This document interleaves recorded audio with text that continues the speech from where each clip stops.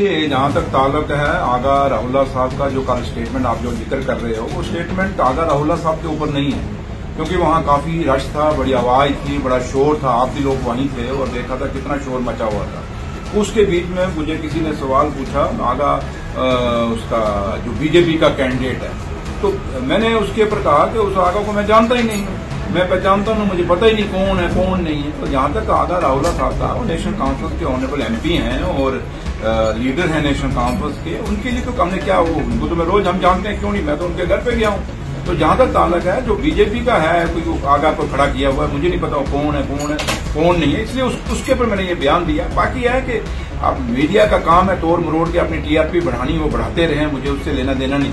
लेकिन जहां तक ताल्लुक है कौन क्या प्रोटेस्ट कर रहा है, मुझे उससे भी लेना देना नहीं। लेकिन जहां तक मेरा अपना ताल्लुक है और सच्चाई यही है कि जो बीजेपी का आगा जो कैंडिडेट खड़ा है, उसके ऊपर मैंने कहा था और कि भाई मैं उसको जानता नहीं और पहचानता नहीं, और सच्चाई भी यही है कि मैंने उसको आजकल ना जाना है, ना पहचाना है, ना देखा है, न सुना है कौन नहीं है। इसलिए मैंने उसी सिलसिले में कहा था। और जहां तक नेशनल कॉन्फ्रेंस का ताल्लुक है बड़गाम सीट का, आगा महमूद साहब और आगा राहुल्ला साहब दोनों मिलके ये नेशनल कॉन्फ्रेंस को ये सीट जिताएंगे और ये हमेशा नेशनल कॉन्फ्रेंस की सीट रही है। और ये क्योंकि आगा राहुल्ला साहब ऑनरेबल MP हैं और वहाँ के लीडर हैं और वहाँ उनका अपना असुद उसूक है और पूरा जोर लगा के और नेशनल कॉन्फ्रेंस के कैंडिडेट को जिताएंगे, ये हमें पता है। और उन्हीं की लीडरशिप ने जिम्मेदारी भी लगाई है कि आपने पूरा आगा महमूद साहब को साथ होके पूरा इलेक्शन लड़ाना है और उनको जिताना है। Thank you.